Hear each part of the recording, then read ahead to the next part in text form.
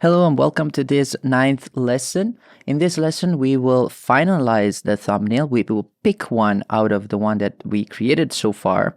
And I will, of course, as exercise, ask you to create the thumbnails and pick one as your final thumbnail to develop to the rest of this course.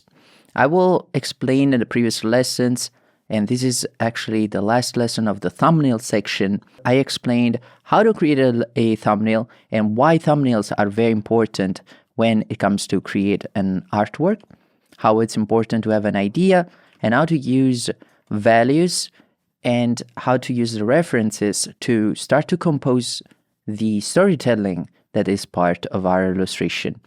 These four thumbnails, I also accompanied them with some sketches, some studies of the characters, very simple, a draft character design that helps to further enhance the storytelling of each of these thumbnails.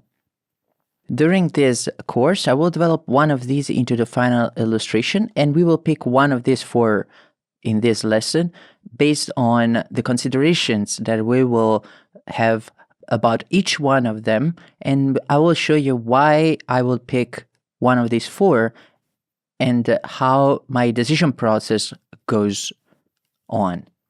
I want to also remember you that the thumbnail, once again, are not something that is already defining your final illustration. So don't worry if in this stage, when you're going to design your thumbnail, the picture doesn't look that good, or it doesn't look refined, or it seems like it's very rough, because what you need to remember is that the thumbnail is just the basic idea and what you need to have before you continue to develop the illustration on a larger canvas with more details and more effects.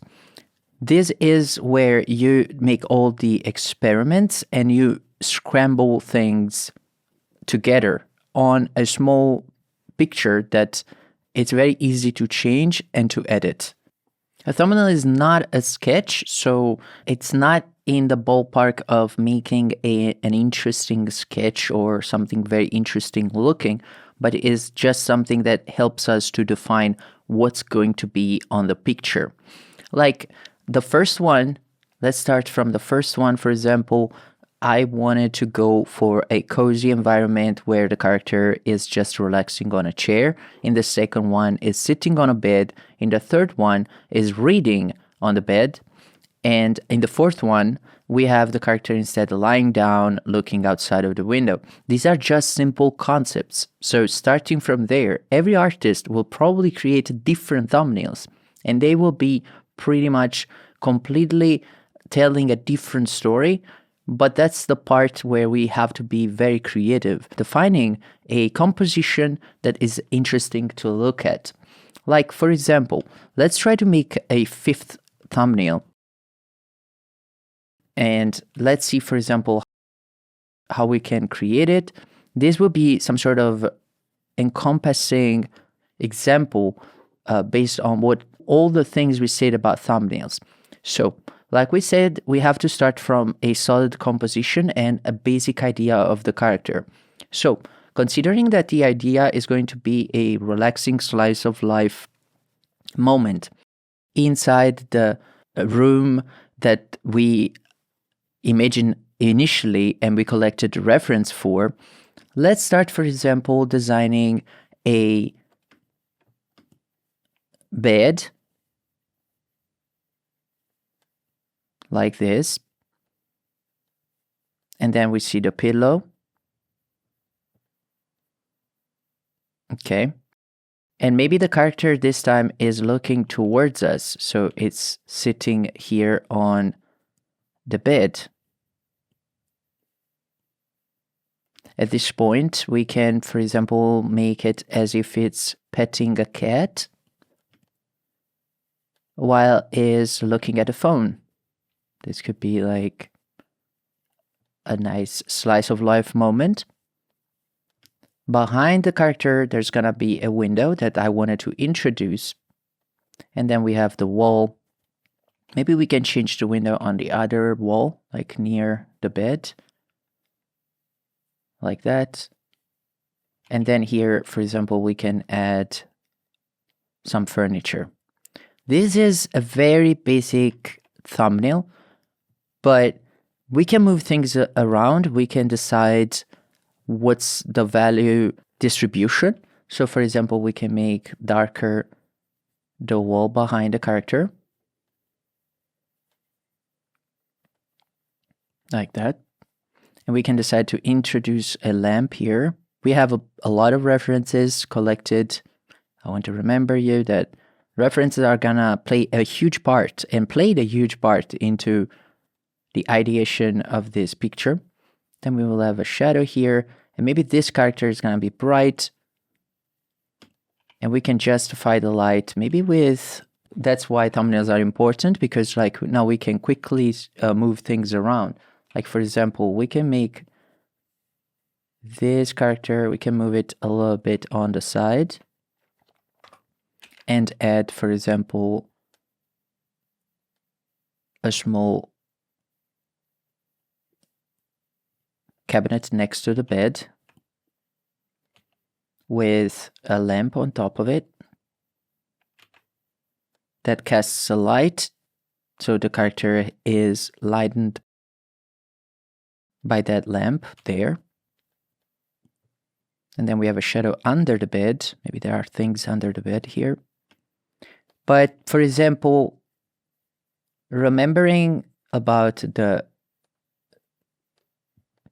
layouts for the composition, this might seem a little bit scrambled, not in the right way, right? Because for example, it seems like a little bit not composed very well, because like the elements, like for example, this lamp is like on the edge of the paper of the canvas, and this one as well, like seems like it's not very well distributed.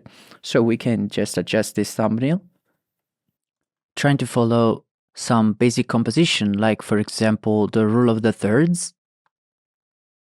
You can also use a different canvas proportion, like for example a horizontal instead of vertical, but that's totally up to you.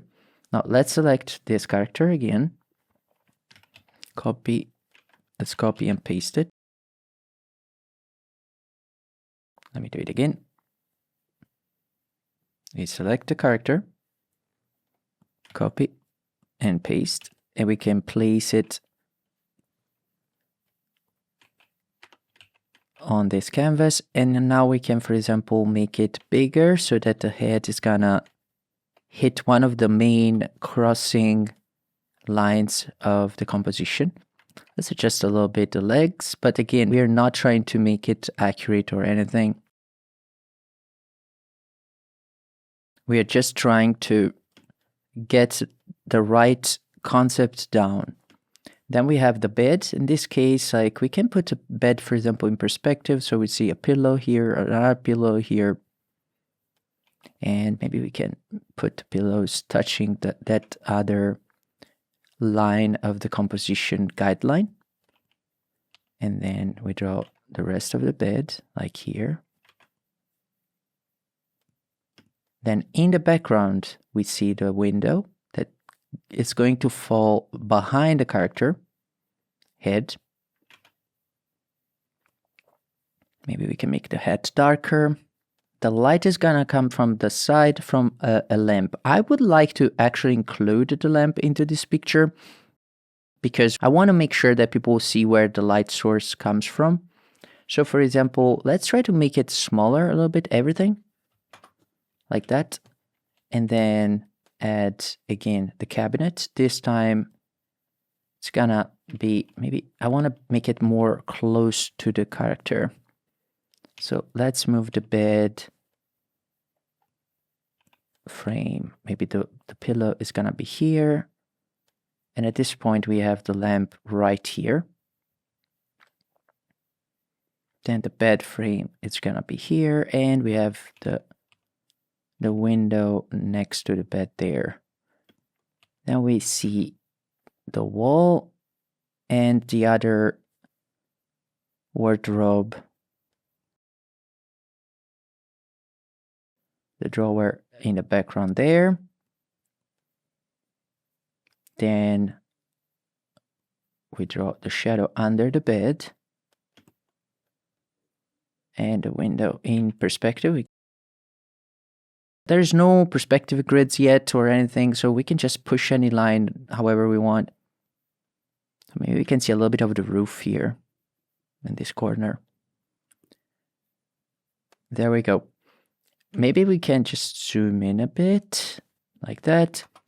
And here we can put a plant in this quadrant, like a plant. And then maybe there's gonna be a rug, some posters on the wall. And then this part is going to be dark. So we will make the shadow on the wall. The light comes from the window. This lamp is gonna be on, so there's gonna be like a glow around it. This top is gonna be dark. Here we have light. So shadow on this side of the character. It's gonna be a shadow. Maybe since there's a light coming from the back and from the side here, we can put like the shadow of the character, maybe like that. Making this light source a little bit stronger. Maybe it's night outside. And then we have the floor like that. There we go. Let's hide the compositional guideline. Erase a little bit the outside. So this is how I created a thumbnail. It's a very simple concept. It's not very well illustrated in terms of how the lines are clean, but it tells a story.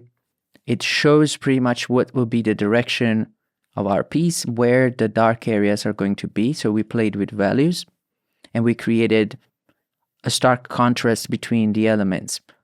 Like I showed you already, a good test would be to add brightness and contrast. So we can add a lot of contrast and see if it's still readable. I think it's pretty fairly readable, even with a high contrast. And then, like I showed you in the other thumbnail, we can take a look at how the character, what's happening in this scene. So the character is sitting there, petting the cat, checking the phone. But what time of the day it is? I would say it's evening. And what is the character doing? Maybe they are ready to go out. So let's sketch out the character. Maybe the character is ready to go out and has, as a haircut, they have maybe curly hair. Okay. Curl their hair. And then they have a dress like that.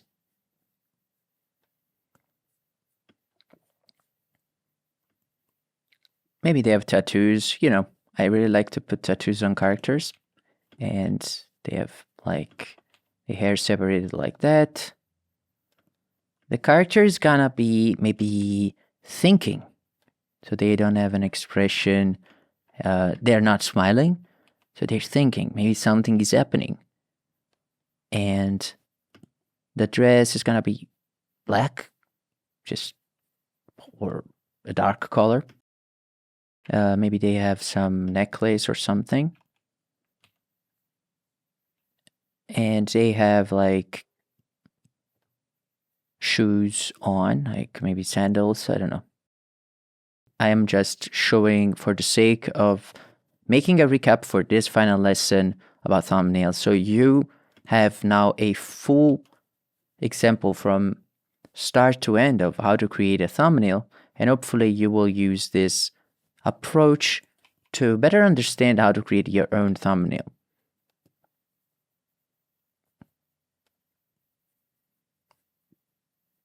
There we go. And this is like the design of the character. Let's see, for example, the choker. It could be like designed in a specific way. Maybe it's like that, and it has like a medallion connected. So we draw a little bit of details that could be interesting. Maybe the dress could have like some yeah, a ribbon connected in around the waist. You can draw it on the side. So there's gonna be a ribbon.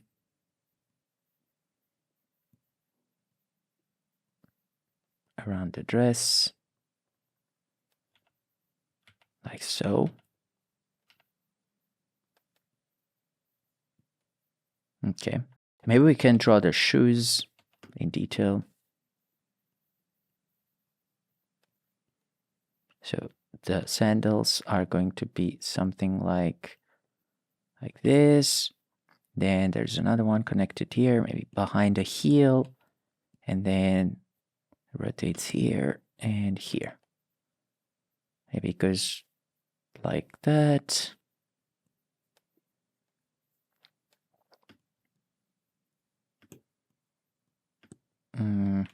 Maybe like this. Of course, like maybe eventually I will use a reference, but this is just an example.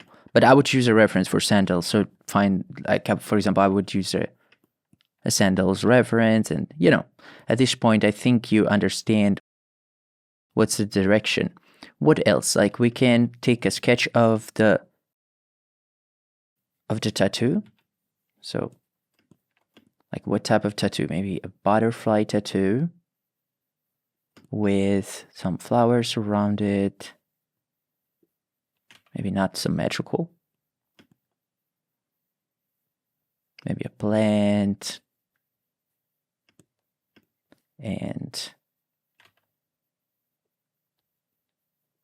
like that, dark tattoo. And then there is, for example, other flowers. So this is to remember what type of tattoo we are looking for here. For the hair, I don't think it's necessary to draw a detail on the hair. But yeah, this should show you how to create a thumbnail. So we could use this character in this context, and it will make us feel like already where the direction of the illustration is going. Now that I showed you this, let's move back to these original thumbnails, and let's analyze each one and decide at the end of this lesson, let's decide which one I will use and what.